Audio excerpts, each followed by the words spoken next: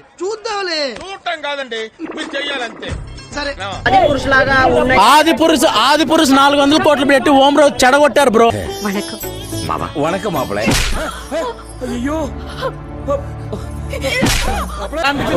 ఓం రావుతో Prabhas fans కనిపించింది అనుకో, ఓం రావు మళ్ళీ పోతాడు. ఊహిస్తేనే భయంకరంగా ఉంది. ఆది పురుష్ 400 కోట్లు పెట్టి ఓం రావు చెడగొట్టారు బ్రో. ఆయనకు అసలు డైరెక్షనే రాదు.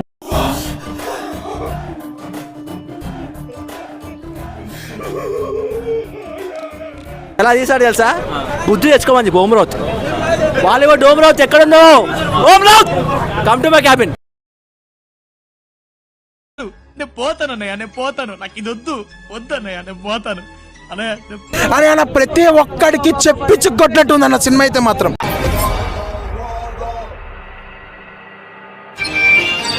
ప్రశాంత్ వర్మ 50 కోట్లతో అసలు ఈ గ్రాఫిక్స్ చూస్తే అసలు ఆంజనేయ స్వామిని చూసినప్పుడల్లా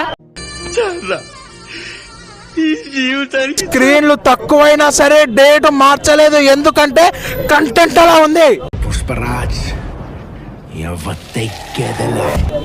కంటెంట్ అలా ఉంది కాబట్టి డేట్ మార్చమని ఎవరు బతిమిలాడినా మార్చకుండా అలాగే నుంచున్నారు. ఇప్పుడు దాకా చేసినంత గంగలో కలిసిపోయింది కదరా. అలా ఇది పెద్ద హీరో కౌంట్ అయిపోయినట్టే అన్న. నవ్వు ఆపుకుంటున్నావు కదరా. ఒక కొత్త ఎక్స్పీరియన్స్ అయితే ఇచ్చింది అన్న, చాలా బాగుంది. గ్రాఫిక్స్ లో కాబట్టి 500 కోట్లు ఎట్టి మరి ఓం రావుత్ ఏం తీసినా తెలియదు కానీ నీ పిండాన్ని పిల్లలకు పెట్ట ఈ రేంజ్ లో తింటున్నావేంట్రా? మరి ఏమొచ్చరా నీకు? ఏమీ రావు సార్. ఏ రాకపోతే 5 కోట్లతో మనోడు ప్రశాంత్ వర్మ ఇరగదీసాడు అన్న. చాలా అంటే చాలా బాగుంది నిజంగా చెప్తున్నాను.